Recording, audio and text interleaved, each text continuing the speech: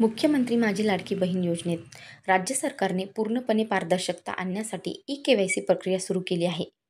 या प्रक्रियेअंतर्गत महिला लाभार्थ्याचे आधार कार्ड, पतीचे किंवा वडिलांचे आधार कार्ड, तसेच कुटुंबात कोणी सरकारी कर्मचारी किंवा पेन्शनधारक आहे का याची माहिती गोळा केली जात आहे. ही सर्व माहिती ई-के-वाय-सी प्रक्रियेतून घेतली जात आहे. सुरुवातीला ही प्रक्रिया लवकर पूर्ण करण्याचे निर्देश होते. परंतु राज्यामध्ये गेल्या काही महिन्यातील अतिवृष्टी आणि पूर परिस्थिती तसेच योजनेच्या पोर्टलवर आलेल्या OTP एरर आणि तांत्रिक अडचणीमुळे महिलांना KYC करता आले नाही.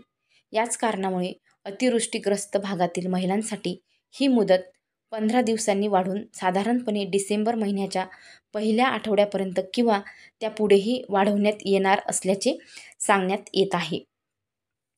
या ई-के-वाय-सी प्रक्रियेबद्दल लाभार्थ्यांमध्ये असलेला संभ्रम दूर करणे आवश्यक आहे. ई-के-वाय-सीमुळे योजनेमध्ये केवळ पारदर्शकता आणली जात आहे. याचा अर्थ KYC केली तरच पैसे मिळतील किंवा KYC नाही केली तर अपात्र होणार असा नाही. योजनेच्या निकषामध्ये न बसणाऱ्या महिला ई-के-वाय-सी केल्यानंतरही अपात्रच राहतील. सरकारने यापूर्वी अनेक महिलांच्या अर्जाची पडताळणी केली होती. त्यापैकी बहुतांश अर्ज पात्र आढळले आहेत. उर्वरित अर्जांची तपासणी सुरू असून त्यात अपात्र आढळल्यास त्यांना बाहेर काढले जाईल.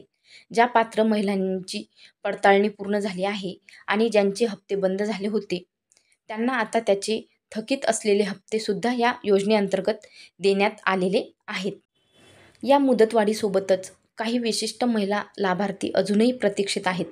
ज्या महिला विधवा आहेत, घटस्फोटित आहेत किंवा ज्यांना पतीचे, वडिलांचे आधार कार्ड, OTP नंबर मिळत नाही, अशा महिलांना ई-के-वाय-सी करताना मोठ्या अडचणी येत आहेत. शासनाने या समस्येची दखल घेतली असून या विशिष्ट प्रकरणासाठी OTP बायपास करण्यासाठी आणि इतर काही बदल करण्यासाठी लवकरच तोडगा काढला जाईल, अशी माहिती देण्यात आली आहे.